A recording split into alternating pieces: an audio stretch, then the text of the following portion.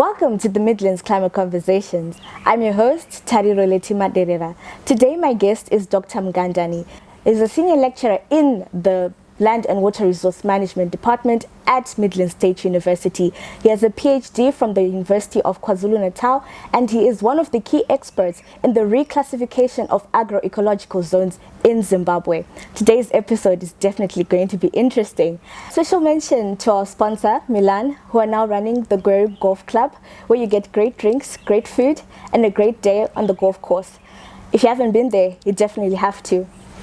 Dr. Mugandani, welcome to the show. Thank you. How has your work in redefining the agroecological zones actually informed policy? Okay, this work started in 2005 as an MSc project, of which the first publication came in 2012, which is Mugandani ETR, a reclassification of the agro-ecological zones of Zimbabwe in conformity with the climate variability and change.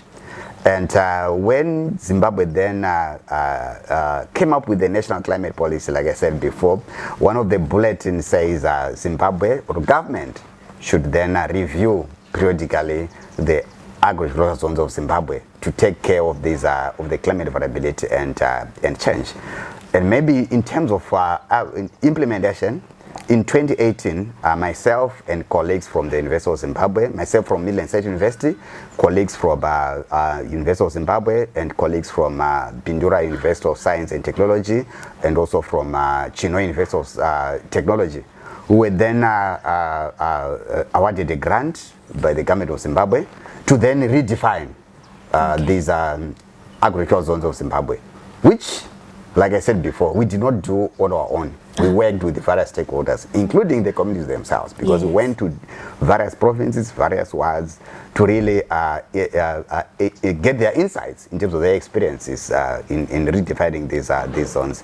And we eventually completed our work in 2020, of which the work that we did is then part of what is being used to inform policy and practice in terms of growing of crops, in terms of land use planning. So it's being used at national level by the government of Zimbabwe in making decisions, policy decisions, and also farmers, they are actually using that in terms of choice of cropping systems or choice of agricultural systems to say which are more suitable cropping systems, which are more resilient, which are more adaptable to this climate system. So yes, our research has gone a long way in terms of influencing both policy and practice in the agricultural sector of Zimbabwe. You actually say that we've got 17 sustainable development goals. Yes. And SDG 13 says take urgent action to combat climate change. All the other, the majority of the SDGs, they have a time frame to say by 2030 we should do A, B, C, D, isn't it? Yes. But for the climate action goal, it says take urgent action to combat climate change.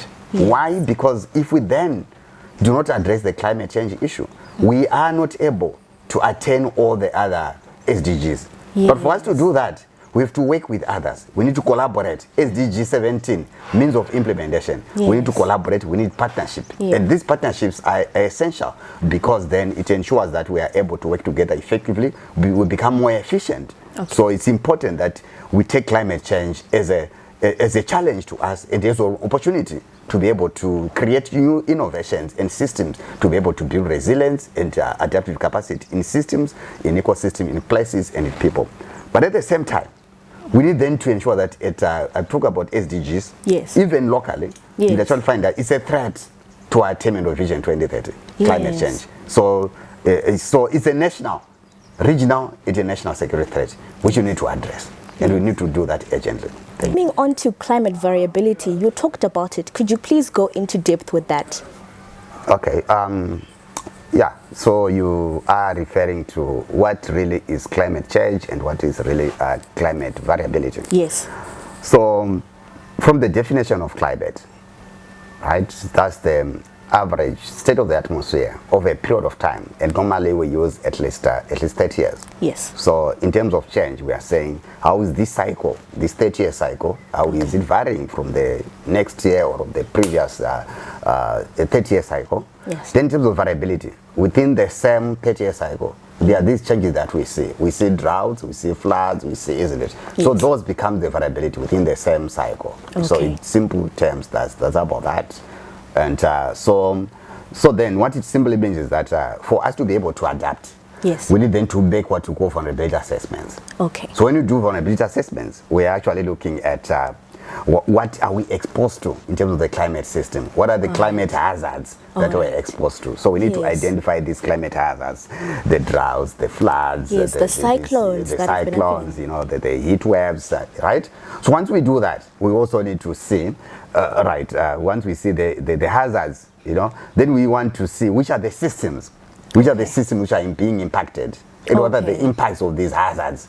So systems, places, you know, systems, places, and people, isn't it? So because our vulnerability differs. Okay. Yeah. On systems, what systems are you referring to? So when we say systems, we can look at the sectors, for example. Agricultural sector, the water sector, the tourism sector. How is it then impacted by these hazards that we would have identified, right? So at the same time, we then identify the different hazards.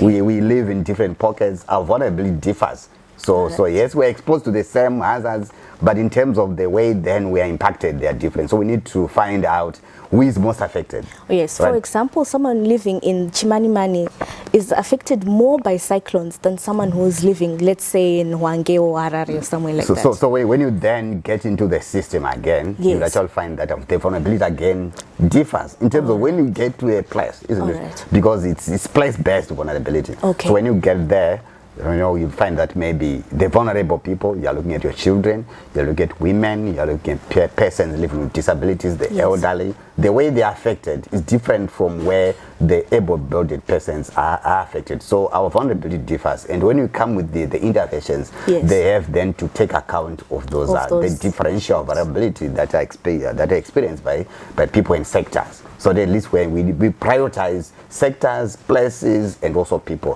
who are both vulnerable. All right. Yeah. And where there are opportunities, there are obviously barriers and challenges. What are the challenges to actually implementing these adaptation models and methods here in Zimbabwe? Okay. One of the main barriers to implementing adaptation options, the priority adaptation options in sectors, in communities, is actually limited access to finance. You actually find that with Zimbabwe in the NAP, it was identified that we need about 10.3 billion to implement the different adaptation options in the 7 priority sectors. Yes, as a country, we've actually mainstreamed climate change into development planning.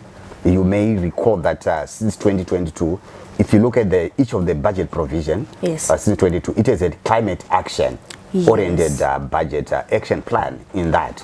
So yes, we've been doing that, but we need more resources to be able to implement these adaptation actions. So one of the key barriers is actually the issue of finance. So one of the barriers has been actually limited integration of climate change in development planning. And as I said before, as a country, since we adopted or we did our national adaptation plan, that barrier has substantially been addressed. As you see that even at local authority now, when they do their planning, they actually have a provision for actually integrating climate change so as to build resilience in these systems. Another barrier it could be is actually cultural issues where you would actually find that for example in the agricultural sector, we are saying in those natural regions which are dry, natural region 4 and 5, you know, farmers should go for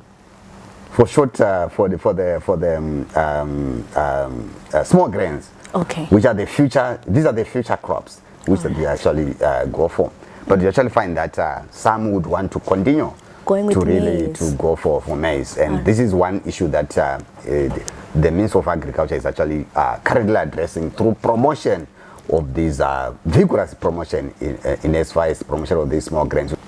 So in terms of competitions, they actually want those who are actually going for small grains and not maize in natural region 4 and 5. And this is actually proving a big way in terms of trying maybe to actually trying to ensure that farmers then go for these small grains, because it's a promotional way of doing it. And even our work on the natural regions is actually now informing those places to say, for these places, what are the in terms of input distribution, what are the inputs we should be distributed. So actually government is going for those small grains in natural region 4 and 5, whereas in the other regions you'll get your 1, 2 and 3. Farmers can then grow maize, and this is actually going a long way in terms of promoting these small grains. Then the other issue is about when we say cultural issues, you actually find that we want then to be able to ensure that everybody comes on board. Yes. You know, women, they're the most vulnerable to climate change. So as a country, as we move forward, much research needs to be done in terms of innovative research to find out how we can best address these inequalities. Because when you do then the vulnerability assessment, yes, you don't really look at the climate change context. Because yes, we are saying we identify hazards, isn't it? Yes. But much of these hazards, they don't fall from the sky. But some of these hazards, they actually coming from the social issues which are on the what? Some of them are man-made. Some of the cultural issues, you know. So those are the issues that we then need to address on the ground. Okay, now I want to look further into the research side of things. How can our research actually then be implemented in adaptation?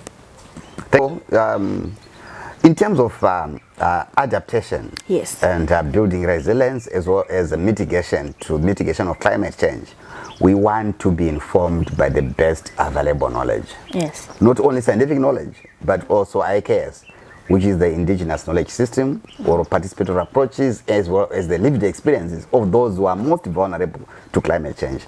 Because at the end of the day, if there are adaptation strategies, they have to be born out of people's experiences, and they have to be acceptable. And for them to be acceptable, it means then we need to do research with them. So research is critical, so as to be able to identify, firstly, you want to identify what are the challenges, what are the problems. You want to identify the climate hazards, the impacts. Then you also want to come up with the resilience building options or adaptation strategies. And that has to be informed by science. And at the end of the day, you also need to monitor the progress in adaptation. What are the progress? What are the lessons learned? So at least you can scale up, and also you can also maybe where there are challenges, you can also learn from your past experiences. So research is critical. So as I said before, that research has to be co-produced. It has to be co-designed. Okay. So we don't necessarily have to do research on our own. We need to do it with all the relevant stakeholders. So at least from the beginning, from the conceptualization of the idea, they are there. Okay. Up to the implementation and up to the monitoring, they are also part of the system. So at least they are part of the process. We don't need to leave anybody. We need to ensure that everybody is included in research. Unfortunately, because of maybe limited finance and because we've not really been able to then integrate these systems together, we've not really been able to co-produce this knowledge. But I think moving forward, we need to ensure that we do work with the communities to identify challenges, to work together, identify solutions. Because when you co-produce, it's more robust, it's more sustainable as compared to when you then offer solutions without those who are most affected.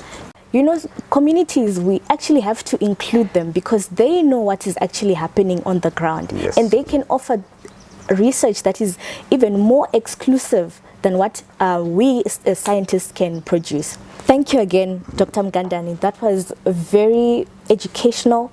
I feel like if someone watches this episode, they're going to really learn a lot and be informed of what is currently happening in Zimbabwe. So thank you again for that. From the Midlands Climate Conversations team, until next week, no one knows about it until we talk about it.